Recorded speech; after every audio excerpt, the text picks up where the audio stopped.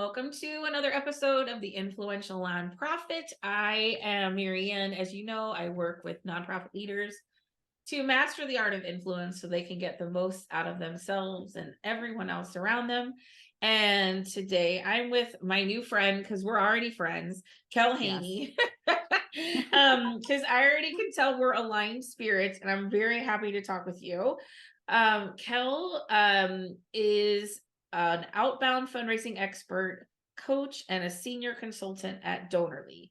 And your work boils down to taking the ick out of the ask, which is definitely something we all want to get better at, and shifting fundraising conversations from transactional encounters to relationship building opportunities. And isn't that a wonderful thing? So welcome, Kel.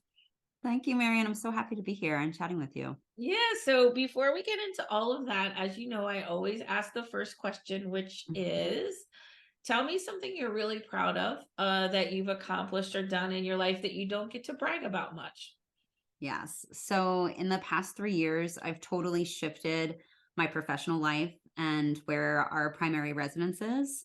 So I think one of my biggest accomplishments that I'm excited to talk about is that for the first 16 years of my professional life, I was crafting my life to support my career. And now instead, I'm crafting my career to support my life. Tell me more about that. So I was pounding the pavement as a theater director in New York City for 16 years.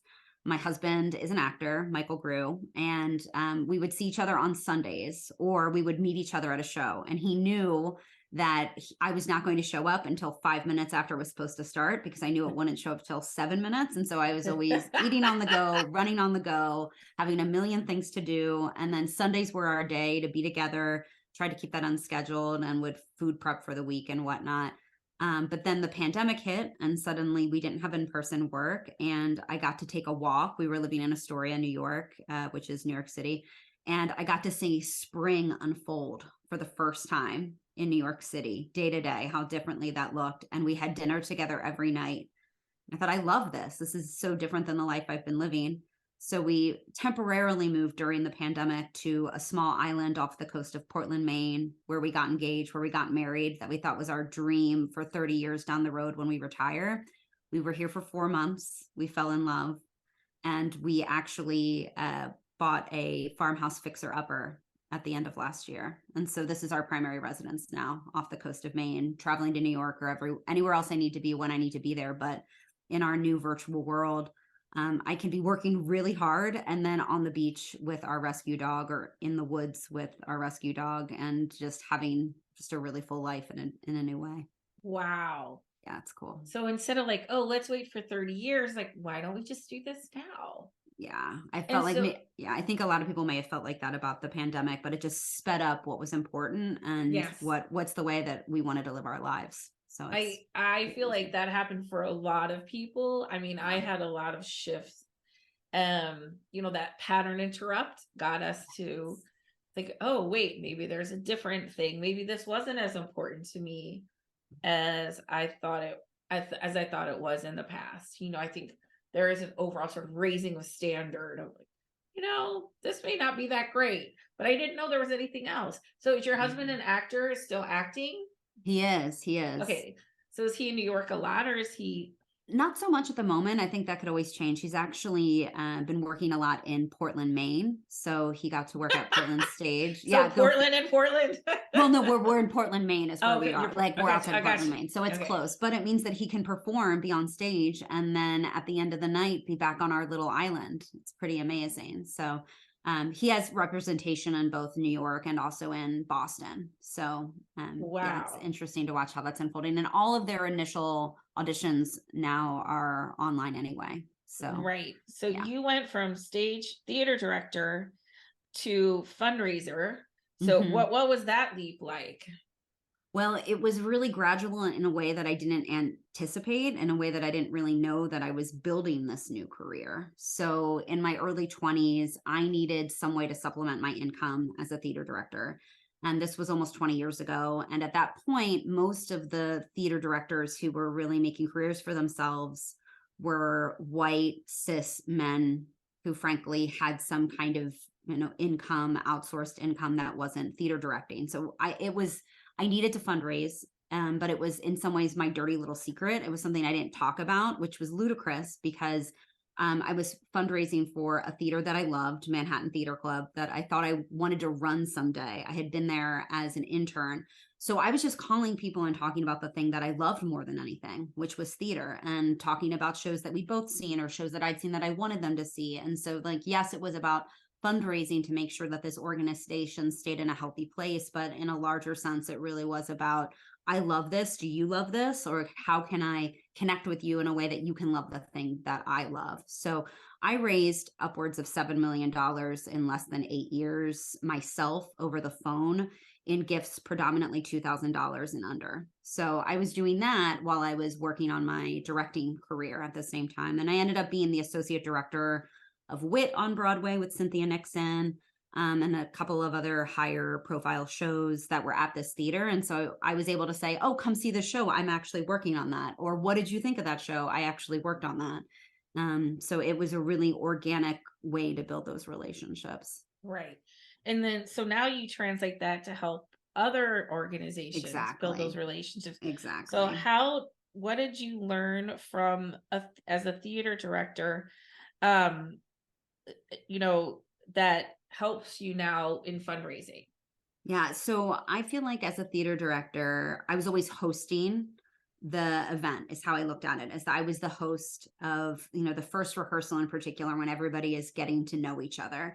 So I always thought about, what can I do to make this a comfortable, safe, supportive environment for everyone that's here, in order for everybody to bring their best selves to the work. Because I was never going to treat actors as puppets and say, stand here, say it like this. It's better if that's coming from the individual person. And obviously, we all come to everything we do with our own life experiences. So it was always better to be like, what can I do to create this environment that this person feels comfortable and safe to bring what they have? So that's really important to me in terms of how I coach and train and consult fundraisers, of figuring out what are our individual superpowers, how to make that individual feel comfortable with the ask, with all of the other aspects of fundraising. And so I'm always just trying to focus on what makes us each unique as individuals, and really go Right. from there. And that carries over into the work with potential donors, with community members as well, of being a really active listener and trying to figure out, okay, what exactly is going to make this person feel like they're part, and that they're respected, and that they're safe here, and figure out how we can best work together. Right. So the biggest thing, I say this a lot, is, people buy to the level they feel seen and heard. Right. Totally. I Right. agree So my completely. job is not to pitch, convince, sell. My job is to allow them to feel seen and heard. Yes. Agreed. And once I do that, they relax, and when they feel like I get them, they Yeah. relax, and then they're open to what I have to say. And you're Yes. doing the same thing. You use different language, but it's the same thing, right? Hmm. Identifying the person, having them feel valued for who they are and what they Yeah. bring. And then from there, it's like, is there an alignment? Yeah. Is there a place where we connect? Yeah. Exactly. So I love that, because Yeah. it's like the transactional encounters to relationship building opportunities. Who wants to be a transaction? Like Nobody. nobody wants to be a Yeah. transaction. Nobody wants Yeah. to feel like an ATM. That is Yeah. just, and I love that our industry overall is understanding this and really starting, not starting, but moving in that Hmm. direction of, how can I build meaningful relationships with people, Yes. right? That's Yes. based on mutual, support, and Mhm. not like, and back off the cheese and sleaze kind of. Totally. And the ick, do you know what I mean? Like I say, with the taking the ick out of the ask, it's like, it doesn't have to be icky in that way. And Right. it just doesn't have to be that way. And I always say that I'm interested in the larger relationship that we're building. And so I'll even coach folks to have that conversation in that way with a potential donor. It's not about getting that one-time gift now and reaching a goal now and doing anything we can to get that money or that number, and treating people like money, or, like you said, like an ATM, like some kind of goals in that way. And instead to say, no, we're invested in you as a human being, as part of our community. And whenever I approach, and the fundraisers that I coach and I train approach it from that place of truly like, let's connect as humans, the money always follows. Yep. always Yep. follows. I don't even worry about it. Right. I'm always focused on, okay, well, what's happening in these conversations? How can I coach somebody to be a better listener, to be more vulnerable, to listen more to the given circumstances that are going on within the organization, within the person with whom they're speaking, the community member. There's things we can do that are really about continuing to grow those relationships and make sure that that's really clear. That's what I focus on, as opposed Right. to the bottom And line. It always happens. I don't even worry. I love numbers. Don't get me wrong. I love numbers. I love goals, but never at the expense of putting humanity second. yes, I have pom poms and I'm going to wave them Go. right now. The humanity first, and Mhm. that's really taking the ick out of the ask, right? Yeah. That's where it gets icky because it feels transactional, it Yeah. feels pushy, it feels weird, it Yeah. doesn't feel aligned, it doesn't feel good. So if that's the way, then we have to step back and say, okay, because the ick is on us, not them, Mm, right? Like I'm totally. creating a situation that Yes. does not feel good. Yeah. And that's hard. Like I always talk Mm, about how energy precedes outcomes. Energy speaks louder than words. So if it doesn't agreed. feel good, it's not, people Yes. aren't going to work it. But then, yes, Yes. in humanity, like humans first, which seems like an odd thing to say. And yet, we have the leadership sometimes can say, Hmm. well, can't you just go get something? Can't you just make Hmm. that happen? It's like, no, because like I respect people's humanity Yeah. and their autonomy to make a Yeah. choice that's right for them or not. Um, Exactly. I love that so much. And also I love these other things. Like I tell people a lot of times, set the money aside for now. Yes. The money will come. Like Totally. build a relationship, because if you build it right, you don't even have to ask, because they're gonna be like, Yeah. oh, how can I help you? What can I do? This is Exactly. amazing. Yeah, and to be prepared that those moments might happen. So what I'm always saying is let's be clear and let's be specific when we're going into any conversation about, in my mind, the way I look at it is a shoot for the moon goal.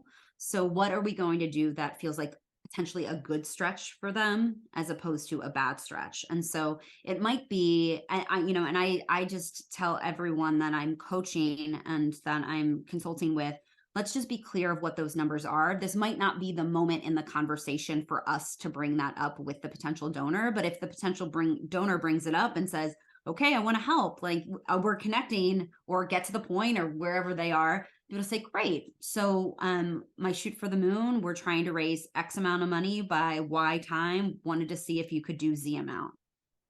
Right. And so that we're just ready with that. And Right. so if they open up that door before we think it's time, which happens all the time. Right. Because I say if you're doing it right, they're going to be asking you, like, Yes. and I practice this too. So I invite people into conversations with me, and I had a call yesterday and the guy's like, well, what is in this for you? And I said, well, Hmm. this is how I meet people, decide if they may be right for my program. Yeah. And he said, well, do you tell me about your program, or like, am I right for this? And Hmm. most of the time I don't really ask people, do you want to know what I do? People are like, Yeah. I'm really interested in what you do. And like, I almost all the time they're asking me, right? Like, Yes. and Yes. and then that's what I teach people to do. They'll be asking you, how can I help? What's going on? Hmm. And and like, now we could say, well, what does help look like? What are you thinking? Like, there's a, like having that goal in your mind, like Yeah. tapping into what does that look like to you? um and I love how you sort of have this like shoot for the moon idea, like, Yes. well, here it is. Like, and because if you're not a little bit scared, Totally. just like, and it's like just Yeah. a little bit of courage, just like, here's what Yeah. we'd love to have happen, you Yeah. know Yeah. you know um Exactly. I always say we have to live in like the good stretch, not the bad stretch, but like a good stretch place. So for, folks who do yoga, I love yoga. And so I'm always thinking about, when am I practicing in a way that I'm just curious about how this feels in my body? Obviously, if it feels bad, as in I might injure myself, stop doing that. If it right. just feels like, this feels a little sticky, this feels a little different than it did yesterday, let me breathe into that and explore it and figure out why. But like you said, we need to always figure out what's our shoot for the moon and then put it out there. And then one never knows. So, and Right. I always say, like, the one moment in these conversations to not be super personal is in the ask, is in specifically the numerical amount. I recommend to never comment on cost. And my whole idea is I've got this blue jeans theory is how I think about it, is that there's somebody out there who spends $30,000, who makes $30,000 a year, who would spend $300 on a pair of jeans.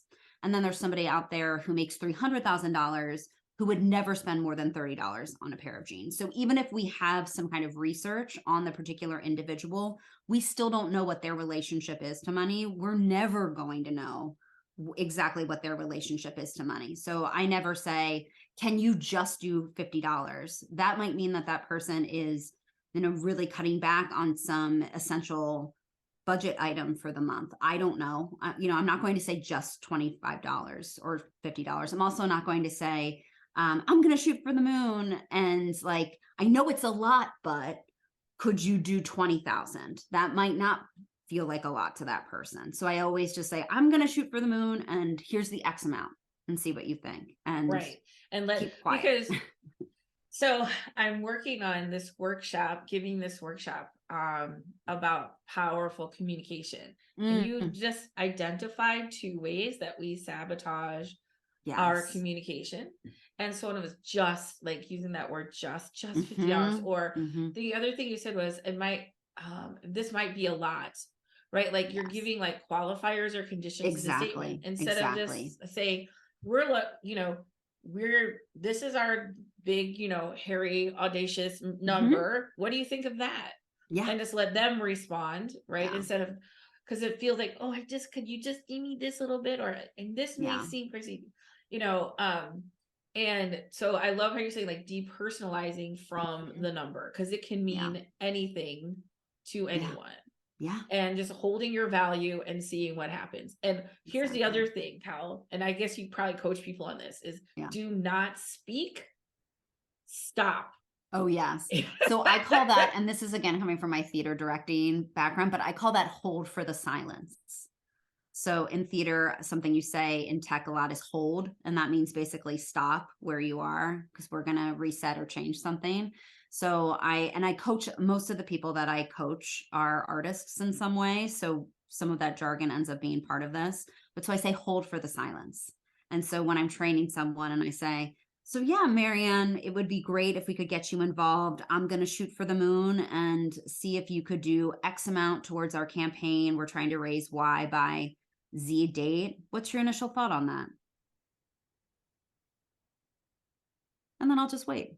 And it's one of the most fun things. I don't know if you feel like that, but I think waiting on that hold for the silence moment it just feels fun. And sometimes people say, oh, did you have more? If it's over the phone, are you still there? Or if it's over Zoom, like, did you glitch? And I'm like, no, I'm just waiting for you. I've been speaking a lot. I wanted to give you a little space to think about what I'm saying and to just truly lead with curiosity. I always say, instead of always be closing, always be curious.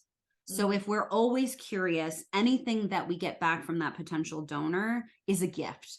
Yes. Anything they say is a gift. I love that. Always be curious. And yes, always be curious and open, right? And so what I would say is it's fun for you, but it can be panic inducing for people who yes.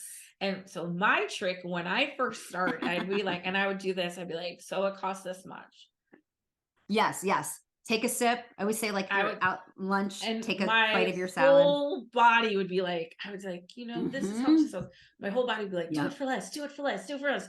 Oh, because you feel like you're going to break rapport. You feel like they're not going to like you. They're going to reject you. And it's a physical feeling. And if you can just hold in that discomfort and do whatever, you bite your tongue, like look down at your paper. I would take a drink. So I would not say, and like literally it was to stop my mouth from speaking anymore.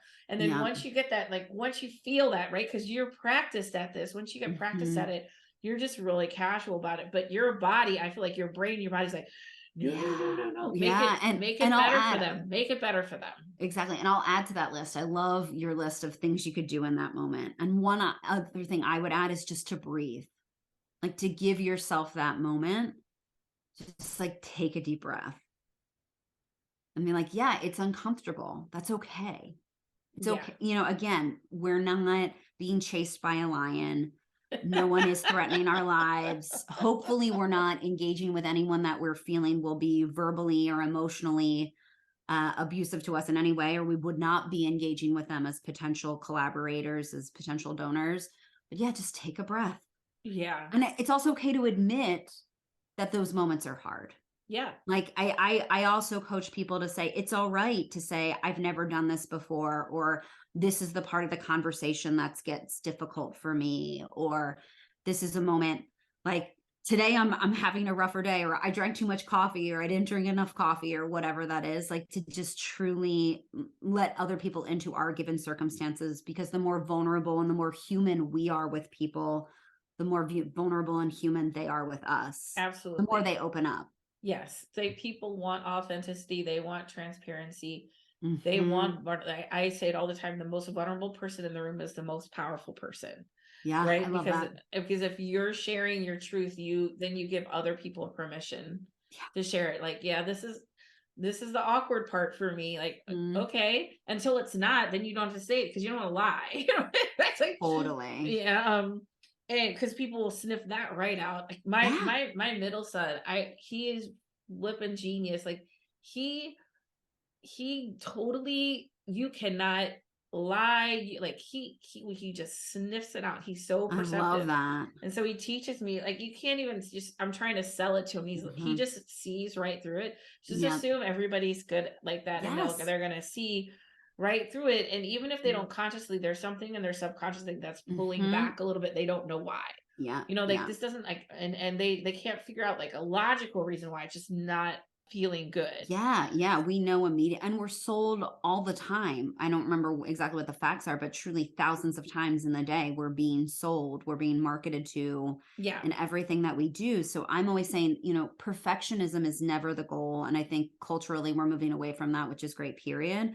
But if we're too salesy, if we're too slick, if we're too on top of our game, people disengage, and they like your middle son like susses out their BS meter is Yes. going off in a big way. And so to say that's okay, you being whomever you are. And that's why I say that's why I also can really lean into my directing background as a theater director is let's just take who you are and run with it. It's okay. Some of us are genuinely more introverted or extroverted, or more talkative, more comfortable, less comfortable in these circumstances, but we all have something to offer, especially with arts organizations, or I guess any organization, but I'm thinking about particularly artists who really love what they do, and they're the person that should be speaking about Mm. this. But they're like, I don't want to talk about it. And it's like, well, no, we need to hear that from you. Like, no one else brings what each of us brings to the thing that we love. Wow. Okay, so while we're talking about vulnerability, Hmm. so you talk about fundraising, and specifically over the phone, because that's Hmm. where you did most of your work. Yeah, that's where I I started. am a little phone phobic. Okay. Now, I'm going to be very careful in my language because again, this is a part of it. So if I, and just for everyone out there, here's a little thing. Like if I say I am phone phobic, what that Yes. does is that that identifies me as that, Hmm. right? And so and it only allows that truth to come through. So if I say I'm Mm. not good with people, or I'm not good with math, or I'm not good with money, Mhm, then mhm. I'm embracing that identity. So a way to shift it, because Totally. that way if I shift my words, I can allow for new things to emerge. So there's Yeah. a part of me, or sometimes Mhm, I don't like talking on the phone, because other mhm. times I'm very fine. Also for me, I Mm. think it's kind of like a rhythm. Like once I get into it, now I'm just Yeah. into it, but there is hesitation. I could do Zoom all day. I had a call the other day. This one's Mhm. like, I'm so tired of Zoom. I just want to talk on the phone. I'm like, oh, okay. And it was fine. You know, and I can, like, I'm a grown up. I can do things. Yeah, yeah. But there's a part of me. So I don't want to say, and for anyone else who's listening, just rephrase that. There's a part of me, or Mhm. sometimes I feel like I'm phone phobic. See what a difference that makes Mm. is I am this, right? Yes. That's my identity.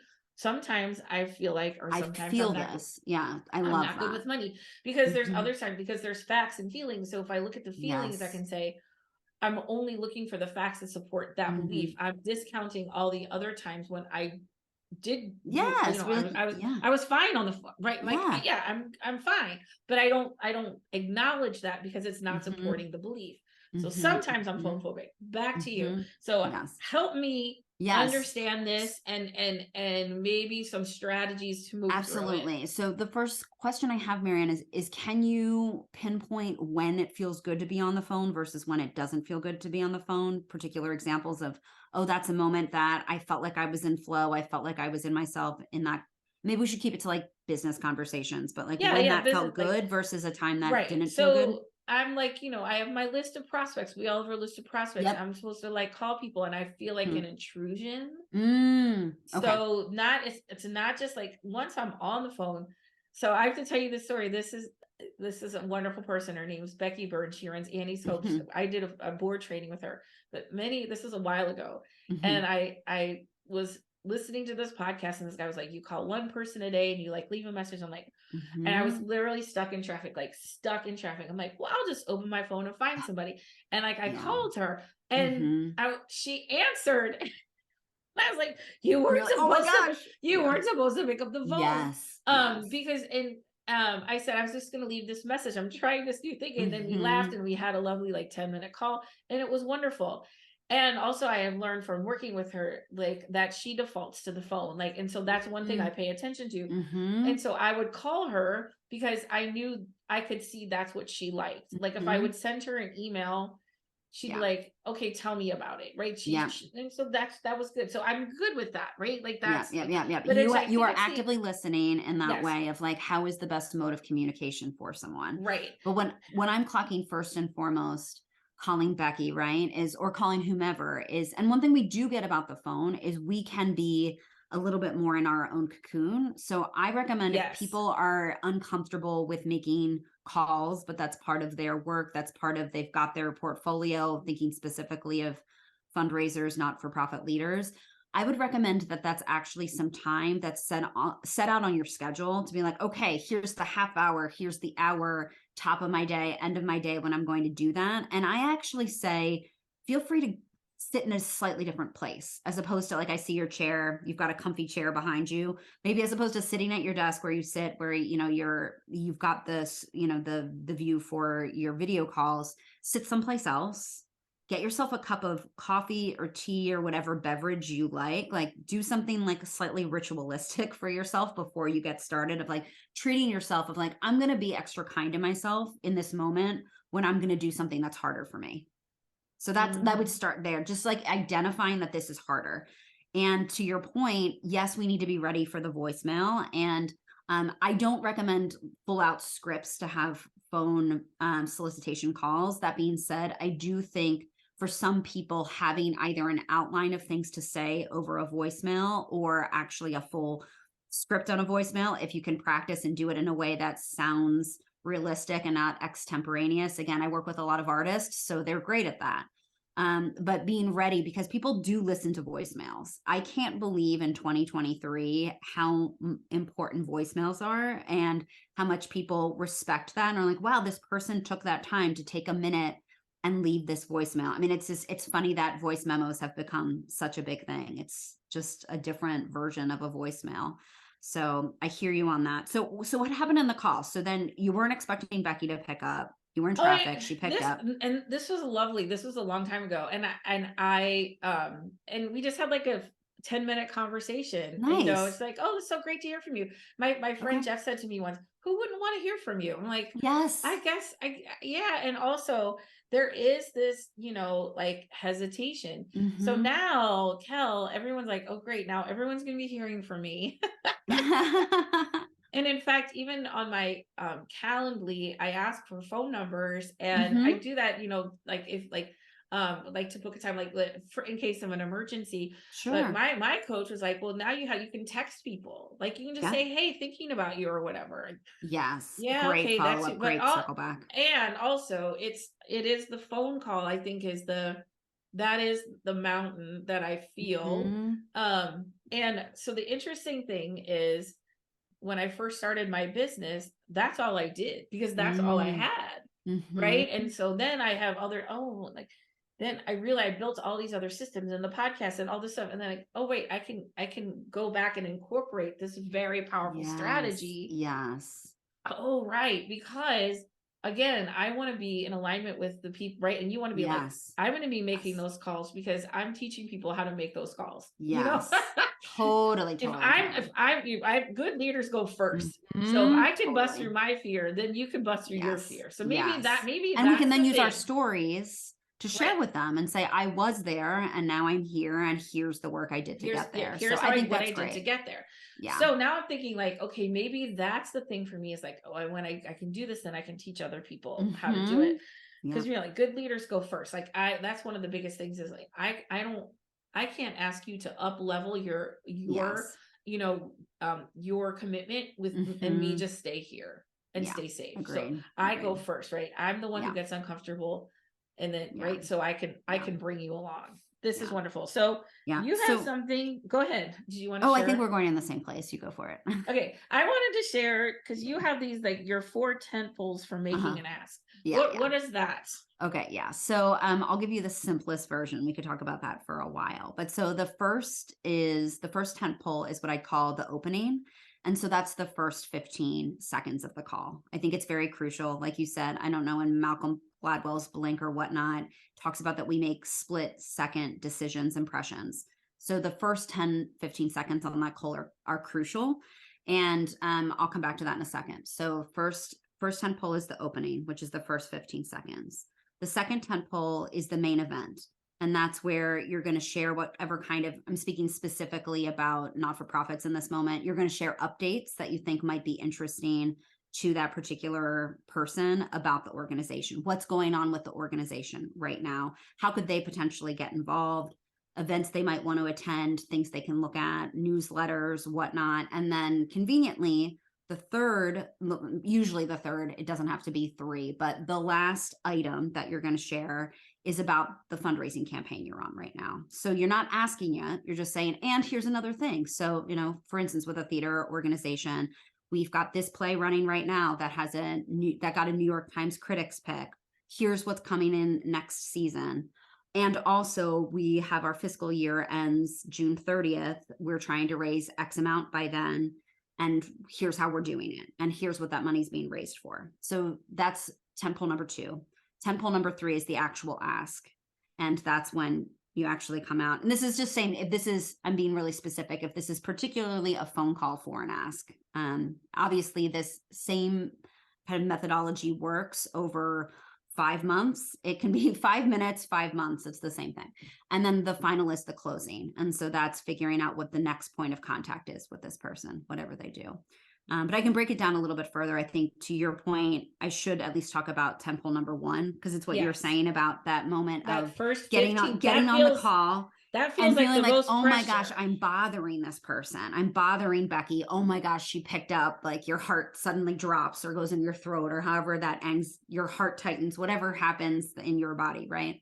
So what I think is very important is to get out who you are, your connection to the org, and why you're calling them, and why you're calling them right now immediately. So for instance, if you saw somebody in person, if you knocked on their door, if you were on a Zoom call, if you saw them at a cocktail party, you would have some other cues about what's going on with this person than you have at the top of a phone call. So instead of somebody picking up the call and me saying, hi, am I speaking with Marianne? You say, yes, you called me. I didn't call you.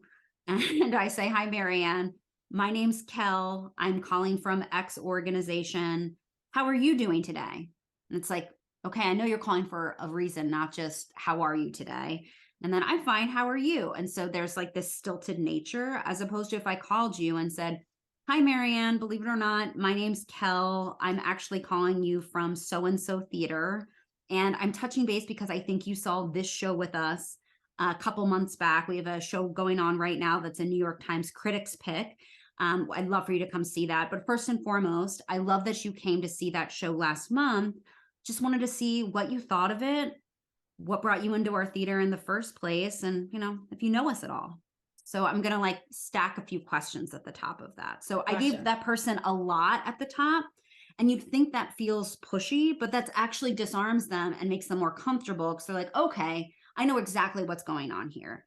This is a not-for-profit who's calling me. I already have a connection. And I think it's good to call, or, only call people that your org already has a connection with, or that potential donor has an affiliation with a similar organization.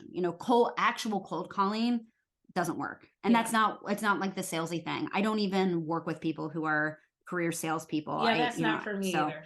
Yeah. So it really is about that first 15 seconds and to be vulnerable. So with Becky, you could have, when she picked up the phone, be like, oh my gosh, Becky, it's Marianne. I have to admit, I'm a little tongue tied. I didn't expect that you'd actually pick up. You weren't supposed to pick up the phone. But it's like, given circumstances, like I wasn't expecting that, but I'm calling you to follow up. We talked about X program. Yeah. And I just want to see, number one, how you're doing. And obviously number two, see if you've looked at that program, if you thought about it anymore, but like, how are you? And obviously, a little bit about that person. I'd say, how are your kids? I know now that you have at least one middle son, which makes me think that there's probably at least three if you said middle. So, we're always picking up those cues of what we're learning about people, even if we don't know. So, yeah, I genuinely want to check in on everyone as human beings before we get into the business, period. Yeah. And if that's genuine, then it's really effective. Right. That is so good. And sometimes I do it just like this, we call this intuitive sales. Like I think of somebody and I'll just call them. Like, I thought instead of like on the list. Yes. Right. Like I was like, oh, I wonder how she's doing. Oh, you popped into my mind today. I sometimes wanted to say, it's that simple. It's you popped into my mind. Or I always love having a gift of some sort of, I know you really like to cook lobster, and I found this lobster. I saw this lobster recipe. It made me think of you. Or I know you said you like this TV show. I just saw this. Or hey, I know you really like flowers, and I don't know, just whatever the thing is that's like popping into your brain in the moment. I could totally do that. Yeah. Yeah. Now I'm wondering why. Where did this feel like? It made me feel so much better. I can hear it though. I can hear it's coming from feeling like you're bothering someone. Yeah, for sure. Feeling like, and that like fear of rejection in that moment of like, oh gosh, I'm too much, or I'm like being inappropriate or whatnot. And just trust people will tell you. And I always say, like, they'll tell you if now is not a good time. They'll tell you if they don't like phone calls. Like they will tell you. One thing that, I always, believe it or not, encourage, especially with these fundraising phone calls, is to never say, do you have any questions for me? Because if they have questions, they will just ask them. Or is there anything else I can say today that would blah, blah, blah. That's so salesy. Like I wouldn't recommend you ever do anything like that. But they will tell you. They will tell you what their given circumstances are. They will tell you if this isn't working out for them. And then I love that idea of teasing out a no, like figuring out what is that no. And in a way that's respectful, in a way that respects their no, but is like, okay, no can mean a lot of things. Is it no as in my dog like is barking in the background, or like, my baby just woke up from a nap? Or is no as in like, I just had this unexpected tax bill? Or no as in I just found out I'm getting a divorce? Or no as in somebody just passed away? I mean, all of these things. Or no as in I'm upset with your organization because you didn't acknowledge my last gift. I mean, there's truly countless reasons that there's a no. And there's a way to like not just close it. And again, it's transactional. I feel like if someone says no and we're like, okay, thank you, bye, it's to figure out where you go. And that's why the fourth tent pole is always about what's the next point of contact. So even if it's, gosh, I'm so sorry you haven't been liking the shows we've been producing lately, I'll tell you what, I will personally touch base. Then I know a little bit more. I took some notes about what you do and don't like. Next time I see something at our theater that I think you'll like, I'll call you personally and just tell you about it. And up to you whether or not you want to come back or if you want to donate. But it's always about finding out like what's the next, or if they say yes and they're doing this big gift, amazing. Well, thank you. So here's how you're going to get your tax letter. And we've got this event coming up in a month. I would really love for you to be there. We'll send something out in the mail. So it's always about what's the next point of contact, no matter what happens on the call. Right. Yeah. I love that, because that's what I coach people to, set the next meeting. If there's a next, set the next meeting in the meeting. Yes. 100%. And it saves all of our time. Right. And don't take can you send something over and I'll take a look?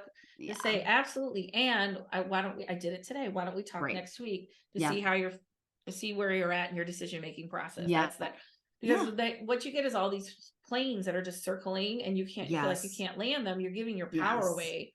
So by, mutually deciding what does the next step look like. And that could Yeah. be, hey, I'll call you next year, or I'll call you when Mhm. when I know what shows are coming or whatever it is. Yeah, yeah, And then you've got that, and then that's agreed to, and then you yeah. can move, because it is sussing out, like, well, my thing is, like, my job is to really get to know as fast as possible. If it's not a fit, that's Mhm. great.